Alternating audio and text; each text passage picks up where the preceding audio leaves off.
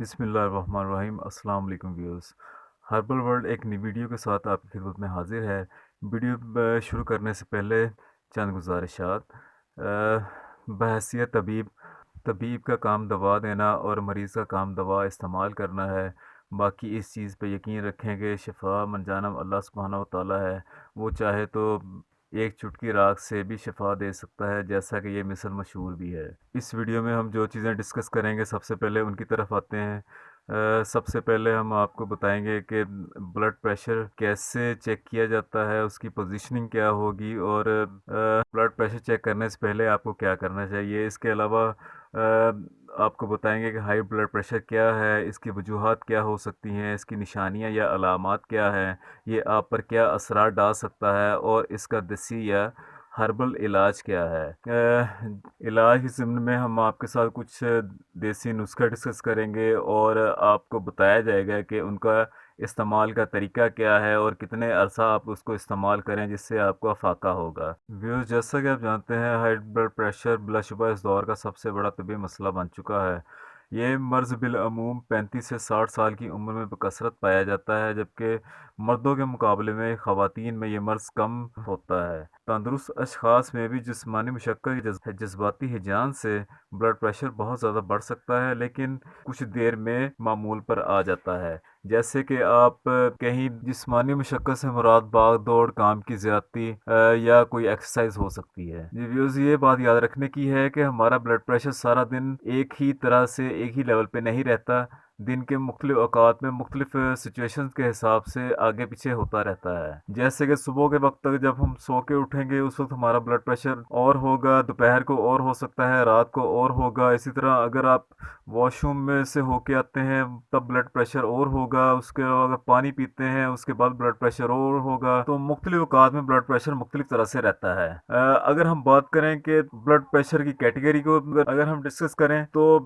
نیچے والا 60 ہو اور اگر اوپر والا 90 ہو تو یہ لو میں شمار کیا جائے گا۔ اسی طرح سے اگر نیچے والا آپ کا بلڈ پریشر 80 اور اوپر والا 120 ہے تو اس کو ہم نارمل رینج میں شمار کریں گے، جبکہ 90 سے 140 تک کا بلڈ پریشر سٹیج 1 کے ہائی بلڈ پریشر میں آ جائے گا۔ لیکن اس کے بعد پھر 100 سے لے کے 190 تک کا تو بہت زیادہ پھر رسکی اور ایسا بلڈ پریشر شمار کیا جائے گا جس کے لیے آپ کو فوراً کسی نہ کسی ٹریٹمنٹ کی ضرورت ہے۔ ویوز، یہ بات بھی یاد رکھیں کہ ایج کے حساب سے بلڈ پریشر بدل جاتا ہے، سچویشن اس کی بدل جاتی ہے۔ جیسے کہ اگر ہم بات کریں کہ 50 سال یا 50 سال سے اوپر میں اگر آپ کا اوپر والا بلڈ پریشر 140 ہے تو اس کو نارمل گنا جائے گا۔ ویوز، اگر ہم اسباب کی بات کریں تو بہت ساری اسباب ہو سکتی ہیں بلڈ پریشر بڑھنے کی، جن میں سے چند ایک اگر ذکر کیا جائے تو ہائپر ٹینشن ہے اس کی بنیاد ایک وجہ، اور اس کے علاوہ منشیات کا استعمال، تمباکو، چائے اور شراب وغیرہ، اس سے بھی آپ کو بلڈ پریشر کی شکایت ہو جاتی ہے۔ آپ اس کے علاوہ بہت زیادہ کولیسٹرول والی غذاؤں کے استعمال اور جسمانی مشقت کی کمی کی وجہ سے بھی آپ کو بلڈ پریشر کی شکایت ہو جاتی ہے۔ اس کے علاوہ ایک اور وجہ گردے کی خرابی بھی ہے، جس میں کہ آپ کے بعض اوقات گردے کی شریان نسبتاً تنگ ہو جاتی ہے، اور اس وجہ سے بھی آپ کو بلڈ پریشر کا مسئلہ ہو جاتا ہے۔ اس میں یہ بات یاد رکھیں کہ گردے کی وجہ چاہے کوئی بھی ہو، چاہے وہ رسولی ہو یا پتھری ہو یا کہ شریان کی تنگی ہو، گردے بھی ایک سبب بن جاتا ہے آپ کو بلڈ پریشر کو بڑھانے میں۔ تو وجہ جو بھی ہوگی، لیکن اس کے نتائج جو ہے آپ کے دل کو برداشت کرنے پڑتے ہیں، کیونکہ اس سے آپ کے دل کو خون پمپ کرنے کے لیے زیادہ زور لگانا پڑتا ہے، جس سے کہ آپ کے پٹھے کھنچ کر بڑے ہو جاتے ہیں اور اندر سے آپ کی شریانیں سکڑ جانے سے دل کے اٹیک یا نقصان کا اندیشہ ہوتا ہے۔ ہائی بلڈ پریشر کے اگر ہم نقصانات کی بات کریں تو یہ آپ کو فالج یا دماغ کی نس پھٹنے کی طرف لے کے جا سکتا ہے۔ اس کے علاوہ اگر دل پہ بات کی جائے تو دل پہ کیا اثرات ہو سکتے ہیں، تو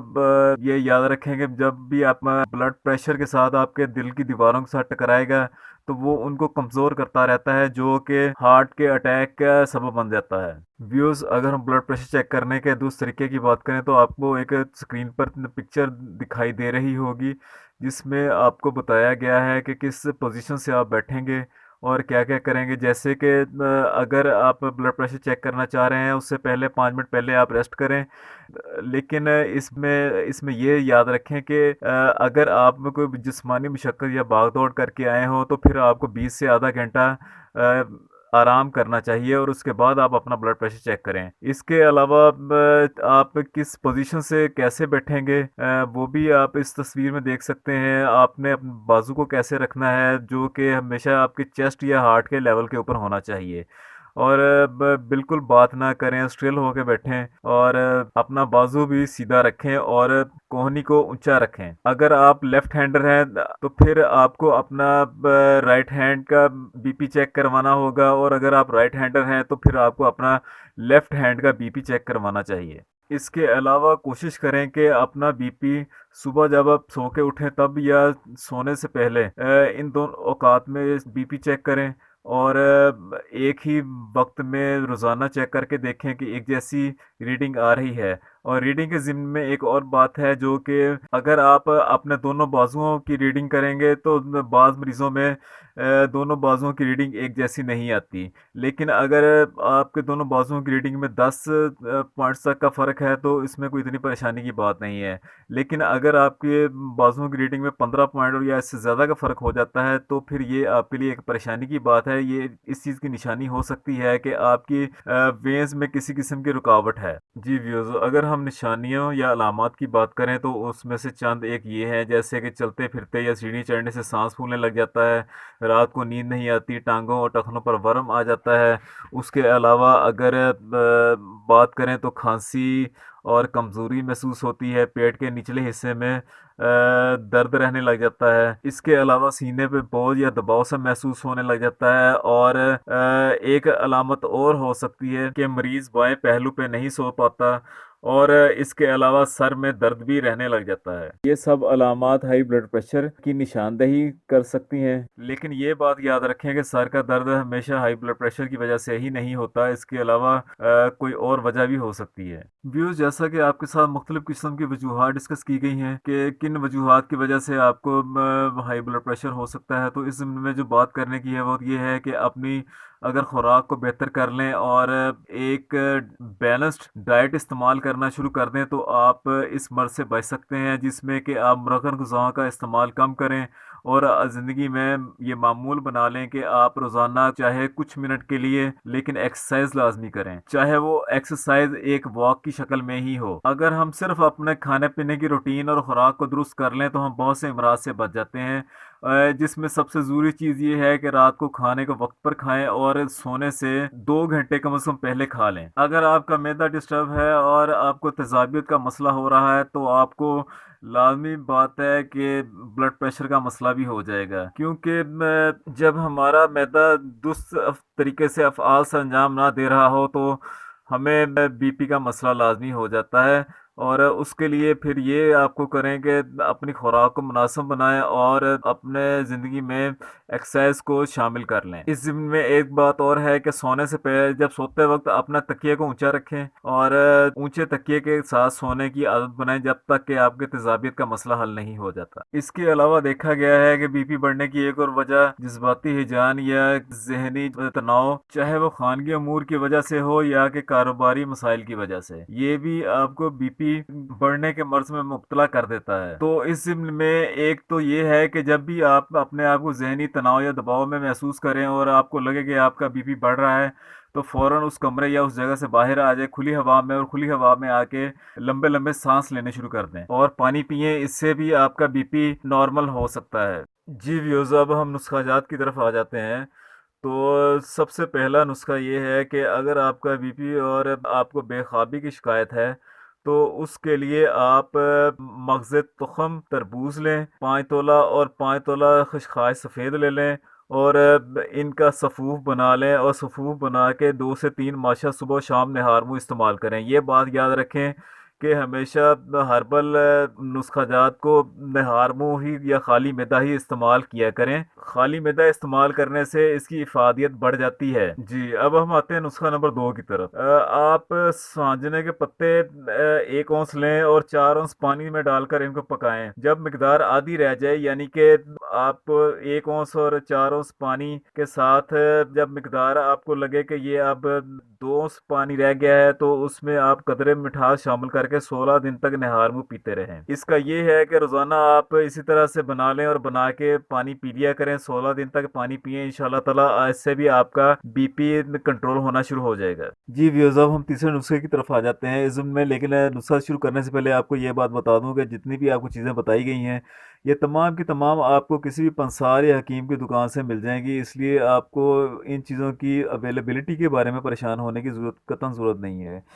تو تیسرا نسخہ شروع کرتے ہیں۔ سب سے پہلے اس میں ایک چیز ہے گل سرخ، آپ لیں ایرانی 5 تولہ، چھوٹی چندن لے لیں، سرول بھی جسے کہتے ہیں 5 تولہ لے لیں، اس کے بعد کشنیز خشک لے لیں 5 تولہ، تخم کاہو 5 تولہ لے لیں، سندل سفید لے لیں 5 تولہ، دانہ سبز الائچی 5 تولہ لے لیں، اور ان تمام چیزوں کو لے کے پیس لیں۔ اس کے علاوہ ارجن کی چھال 5 تولہ لیں اور اس کو آپ پانی میں ڈال کر پکائیں، اور یاد رکھیں پانی کی مقدار تقریباً 3 کپ ہو، اور جب یہ آدھا کپ رہ جائے تو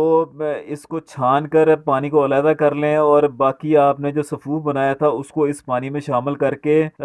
اس گوندھ لیں، اور اس کا آپ گولیاں بنا لیں، اور گولیوں کا یہ یاد رکھیں گولیوں کا سائز جو ہے آپ تقریباً ایک چنے کے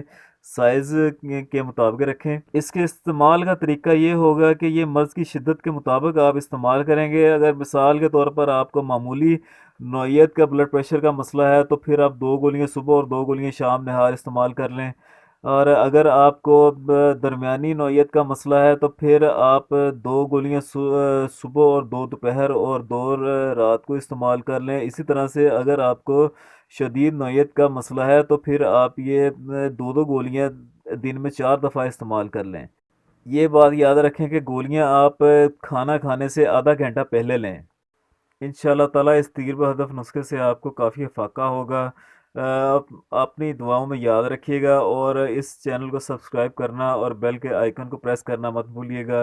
انشاءاللہ تعالیٰ پھر آپ کے ساتھ کسی نئی ویڈیو میں کسی نئے مرض کے ساتھ حاضر ہوں گے۔ اللہ حافظ۔